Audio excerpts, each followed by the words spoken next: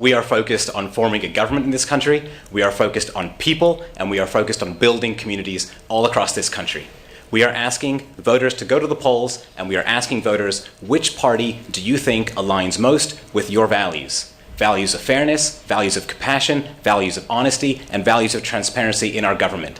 That question has no place for a federal leader of the NDP.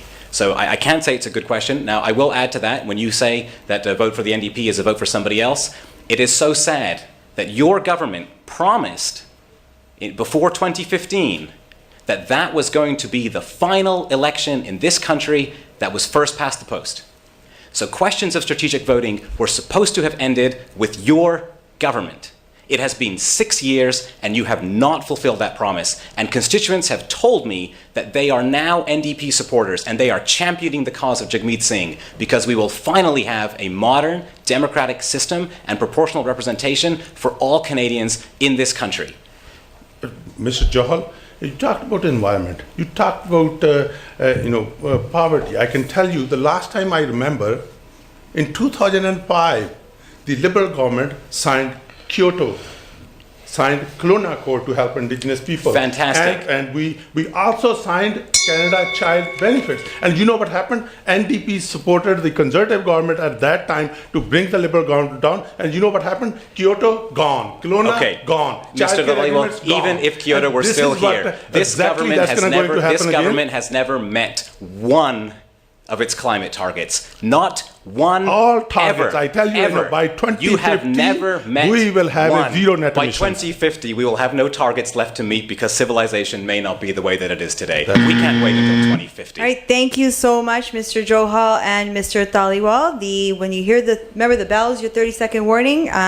At the buzzer, unfortunately, your mics are then silenced. Mr. Johal, you now have the opportunity to pose a question to Mr. Dhaliwal, on which you are able to have then a 2-minute debate. Okay. Well, I was going to pose a different question, but I was so surprised in our previous conversations about how you described this government's approach to Afghanistan as diligent. I think people in Surrey Newton and across this country should be very, very deeply worried if the pictures they're seeing on their TV screens, if that's what diligent means to this government. So I'm going to ask a question about foreign affairs. Your leader and the Prime Minister, Justin Trudeau, talks about Canada having a feminist foreign policy. I'm wondering if you can explain to Canadians what that means, and how does that align with selling billions of dollars of arms and weapons to a nation like Saudi Arabia? And how is it that under your government, we have been the second largest arms supplier to the Middle East? So what is a feminist foreign policy, and how does that fit into it? When it comes to foreign policy, I can take a pride, that the Liberals have had a balanced policy. It came to Syria, when 2015 election we were going through. We had seen the crisis there. And which government that came up and helped those Syrian refugees to come here is Liberal government, right? And now comes to Afghanistan issue, and the government has shown Can you please explain what a feminist foreign policy is? I'm not sure what that means. 20,000 Afghanistan. I don't want numbers, I want an explanation. What is a feminist foreign policy? What does that mean? But certainly when it comes to the foreign affairs policy, we got to be fair. What does a feminist foreign policy mean? Your Prime Minister and your leader keeps talking about it. What does it mean? Because I can't figure it out when you're sending arms, billions of dollars worth of weapons to a country like Saudi Arabia. What is a feminist foreign policy? When it comes to Liberals, we always been the peacekeeper. Okay? And why were we rejected a seat at the UN Security Council? That's what we did. And in fact, you spent millions of dollars we of are the only money. Government, I tell you right now. And it was the Conservative. I hope the Conservative was here to answer, but I can tell you, if there is one government that came forward when it comes to the international policy, making sure that the vulnerable people are the ones that are helped. It is the Liberal government. So you haven't answered my question. You've talked about other stuff, and I will just share this. If you want to talk about Canada having a balanced and fair foreign policy, it's complete nonsense. Look at the past 10 years. Our foreign policy has been in disarray. Your government spent millions of dollars, over $2 million of taxpayer money, on some sort of campaign to get a seat at the UN Security Council. Your government failed. Last year, the international community said, no, we do not want Canada to have this seat because your foreign policy does not meet with our international partners. It's been a disaster from the start, and it continues to be that way. All right, gentlemen, the time for that question is now up.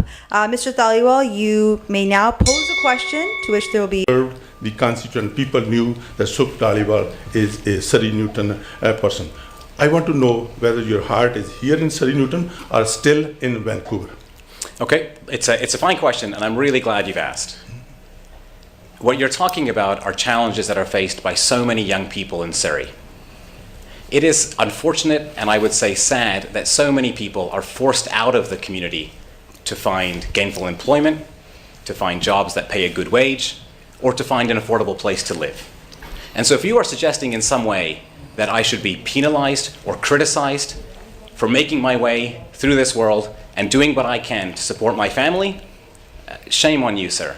It's really offensive for you to say that to young people. If you can't find a place to grow, live, and support your family in Surrey, is it your heart here or is it in Vancouver?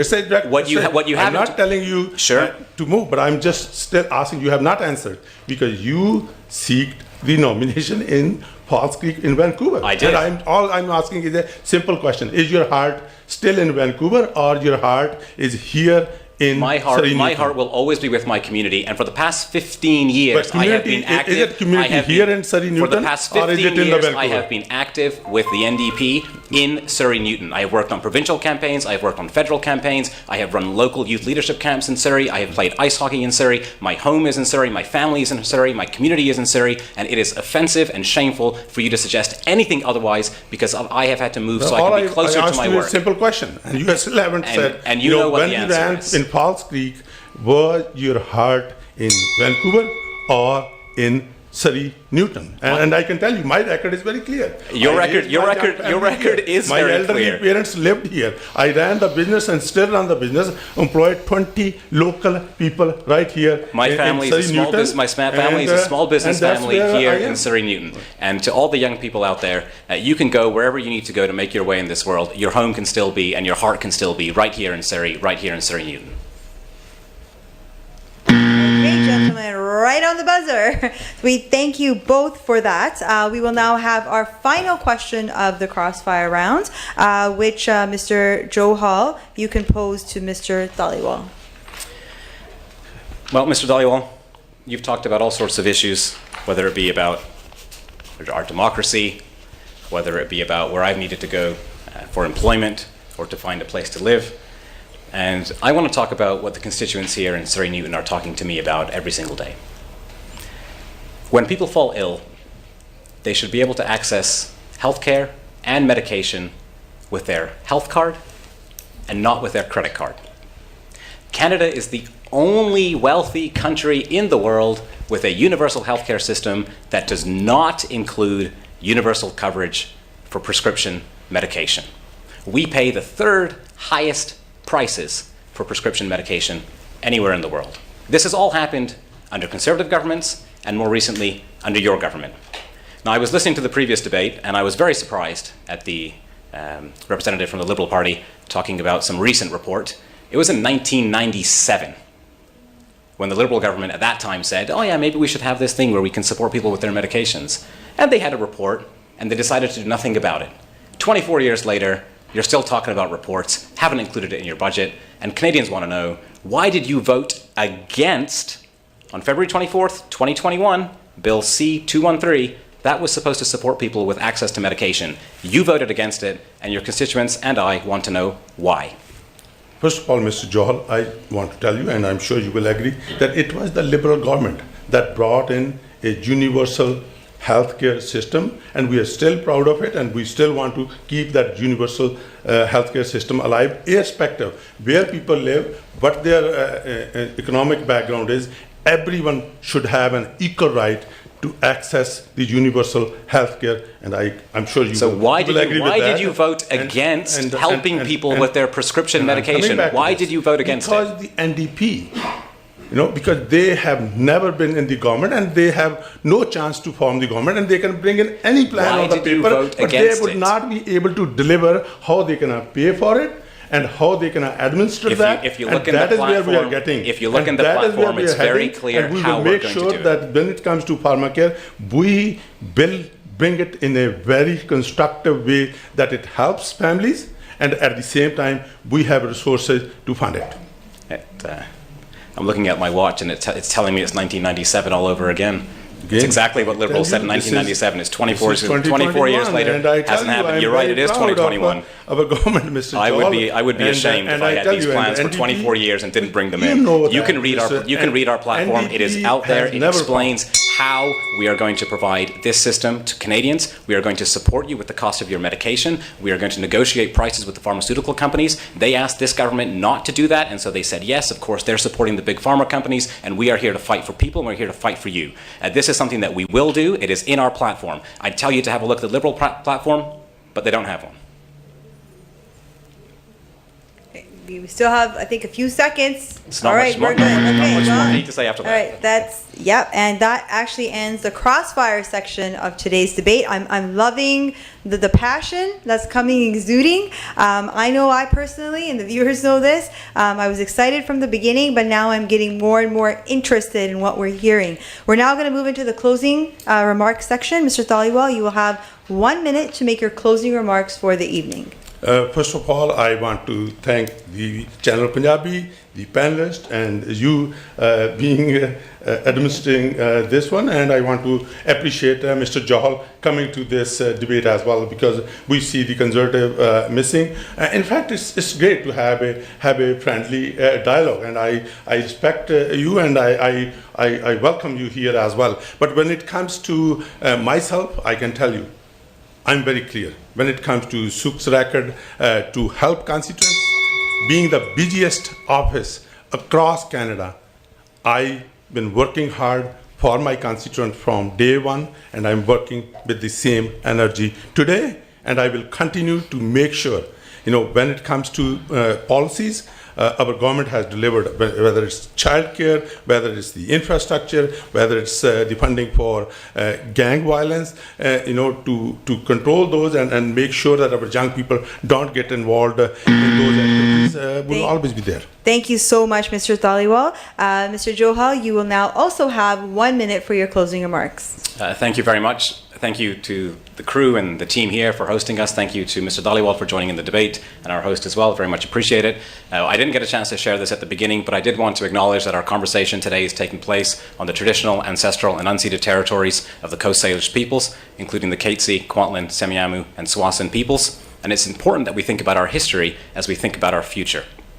Now, I will share quickly, having the busiest office because people keep coming back for help over and over again is also not a good thing. Now, for parents who stay awake worrying about their children, for young people who are concerned about affordability and finding a good paying job, for seniors who are worried about the cost of their prescription medication, the NDP, Jagmeet Singh, and I will fight for you, we will fight for people, and we will fight for our families. Here in Surrey Newton, we're a community that cares about our families, we care about our faith, and we care about our futures together. We also have incredible stories of overcoming immense hardship. There's great determination, there's great grit, and there's great talent in this city and in this area of Surrey. I'm asking you to send me to Ottawa so I can share your stories, I can share our success, and I can make sure that our community gets the representation that it both needs and deserves. Thank you so much, Mr. Johal.